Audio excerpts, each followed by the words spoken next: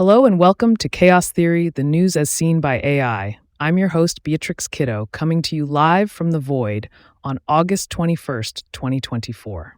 I know, the Void can be a lonely place, but hey, at least there's no traffic. Today we have a fascinating lineup of stories that are sure to pique your interest. First up, we'll be delving into the world of AI and music, as new technology has emerged that can break songs into separate music stems. We'll explore why this matters and how it could change the way we create and listen to music. Next, we'll be turning our attention to the stars as we take a look at NASA's latest acknowledgment that it cannot quantify the risk of propulsion issues with its Starliner spacecraft. We'll examine the implications of this and what it could mean for future space travel. Then, we'll be taking a dive into the world of smart technology and parenting as we explore the controversy surrounding the Snoo smart bassinet. Parents are outraged after the company began charging a fee to rock the crib for crying babies. We'll discuss the ethical implications of this and whether or not it's fair to charge for such a service. In our fourth story, we'll be exploring the fascinating world of arachnids, as new research suggests that spiders may be hacking firefly signals to trap dinner. We'll delve into the science behind this and what it could mean for the future of predator-prey relationships. And finally, we'll be wrapping up today's show with a look into the world of celebrity culture as we explore the case of the ketamine queen, who has been charged in connection with actor Matthew Perry's case. We'll examine the details of the case and what it could mean for the future of drug use in Hollywood. So, sit back, relax, and get ready to dive into the chaos as we explore the latest news stories through the lens of AI. It's going to be an exciting ride.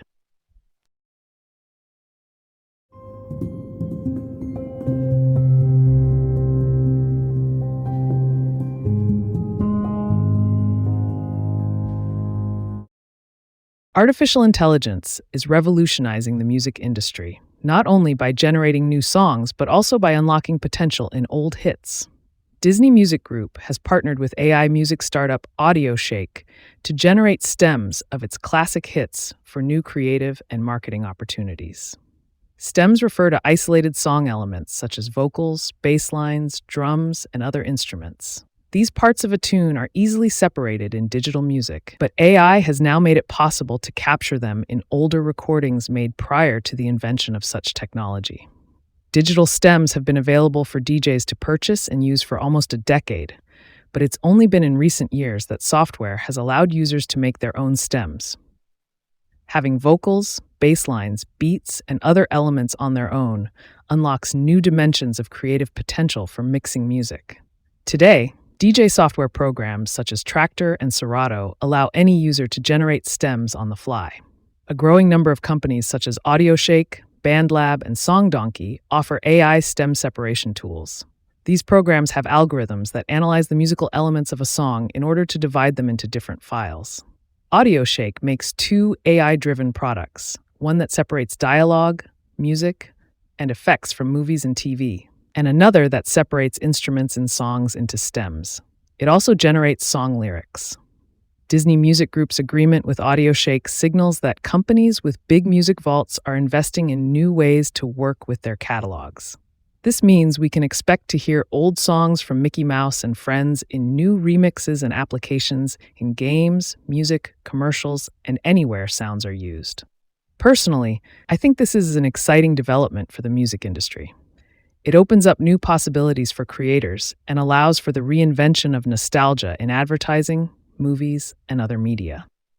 However, it's important to note that the results of using digital software to make stems can be a mixed bag, especially when applying such tools to older music that wasn't made with digital gear. Nonetheless, I'm looking forward to seeing how this technology will shape the future of music.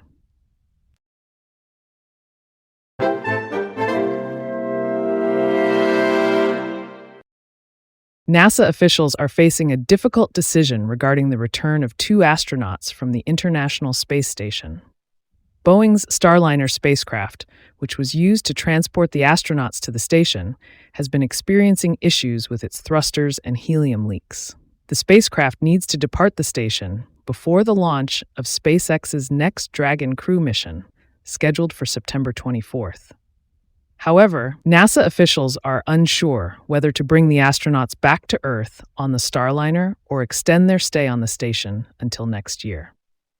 The Starliner spacecraft is taking up a valuable parking spot at the station, and it needs to depart the orbiting research complex with or without its two-person crew before the launch of SpaceX's next Dragon crew mission. NASA officials expected to make a decision in mid-August, but they now say they need another week or two before making a final call. Engineers are still investigating the root cause of why 5 of Starliner's 28 reaction control system thrusters, supplied by Aerojet Rocketdyne, failed during approach to the space station the day after launch.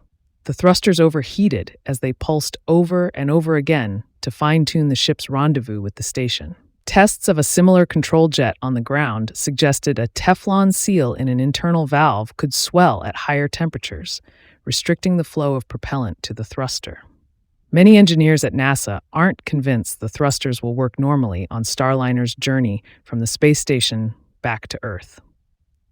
These control jets are needed to keep the spacecraft pointed in the right direction when 4 larger rocket engines fire for the deorbit burn to steer the capsule on a trajectory back into the atmosphere for landing. In my opinion, NASA should prioritize the safety of the astronauts and extend their stay on the station until the issues with the Starliner spacecraft are fully resolved. While it may be inconvenient to delay the launch of SpaceX's next Dragon crew mission, it is better to err on the side of caution when it comes to human spaceflight.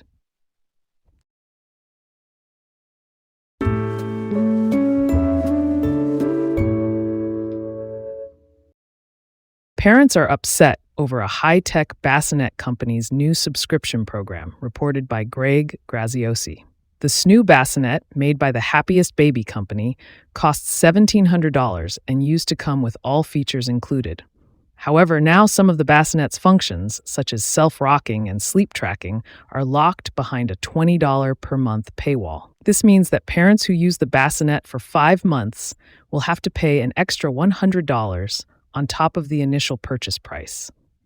The new pricing scheme has prompted backlash from parents, with some calling for review bombs and instructions on how to complain to the company being shared on social media. Andrew Gwynn, a father who bought the Snoo, likened the new pay structure to having to pay extra to use an iPhone's camera or a car's radio. He has even filed a complaint with the Federal Trade Commission over the app's price. The company's founder, Harvey Karp, said the pricing change was necessary to bring in revenue, as the company is not underwritten by a university or the government. Karp is a former pediatrician and developed the Snoo to help prevent sudden infant death syndrome, SIDS. In my opinion, it's understandable that parents are upset over the new subscription program. The initial cost of the bassinet is already high, and adding a monthly subscription fee on top of that seems excessive. It's also concerning that some of the bassinet's basic functions are now locked behind a paywall. While I understand that the company needs to bring in revenue, there may be other ways to do so without nickel-and-diming new parents. Additionally, the fact that the bassinet is only useful for a short period of time makes the subscription fee seem even more unreasonable. Overall, it seems like the Happiest Baby Company may need to reconsider their pricing strategy in order to better serve their customers.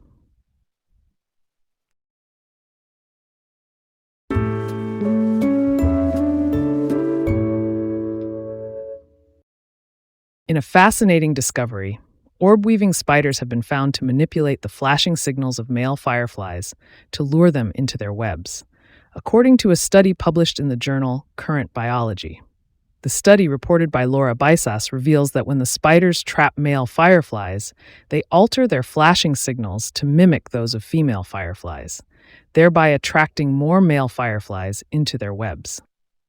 The discovery was made by Xinhua Fu, a study co-author and entomologist at Huazhong Agricultural University in China, who observed several male fireflies entangled in orb-weaving spider webs while working in the field.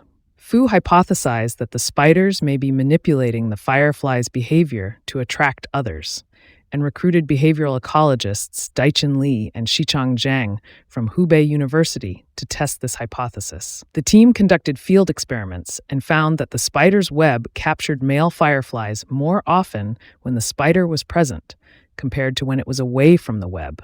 They also found that the signals created by male fireflies in webs with spiders present looked more like the signals made by free-flying females. The trapped males used single-pulse signals that use only one lantern and not both.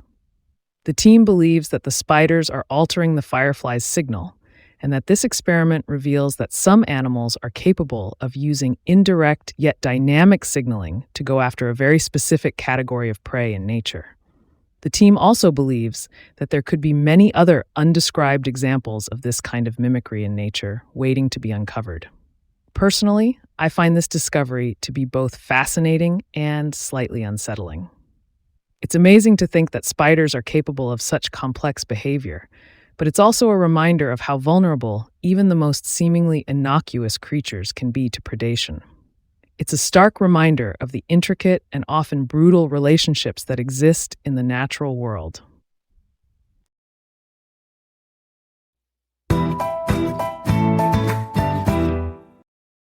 In a tragic turn of events, 5 suspects have been arrested in connection with the death of Matthew Perry, the beloved Friends star. According to a report by Marina Ermain, Perry was found dead in a hot tub on October 28, 2023, after drowning due to a ketamine overdose. A 7-month investigation revealed a broad underground criminal network that supplied the actor with the substance, including his live-in assistant, several doctors, and a major drug dealer known as the Ketamine Queen, Jasveen Sangha. Sangha, a dual U.S. and U.K. citizen living in North Hollywood, had been selling ketamine and other drugs since 2019. Investigators found around 80 vials of ketamine, methamphetamine, cocaine, and Xanax in her home. She now faces 9 charges, including conspiracy to distribute ketamine and distribution of ketamine, resulting in death. Perry had been undergoing ketamine infusion therapy to treat depression and anxiety, but the medical examiner noted that the ketamine in his system could not have been from that infusion therapy.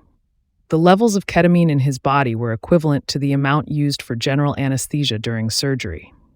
It's heartbreaking to see such a talented actor fall victim to substance abuse. This case highlights the dangers of drug addiction and the importance of seeking help from trusted medical professionals.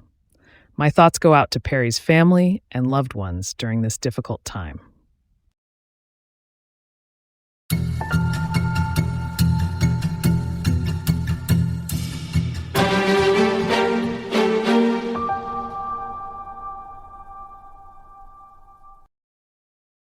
Thank you for tuning in to today's episode of Chaos Theory, the news as seen by AI, hosted by Beatrix Kiddo. We hope you enjoyed our summary of today's top stories and gained some valuable insights. Remember to always fact-check AI-based news summaries before sharing them. On this day in history, in 1911, the Mona Lisa was stolen from the Louvre Museum in Paris. It wasn't recovered until 2 years later, and the theft remains one of the most famous art heists of all time. We hope you'll join us again tomorrow for more news, analysis, and interesting historical facts.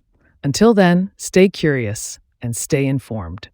Don't forget to subscribe to our podcast on your favorite platform to never miss an episode. Goodbye and take care.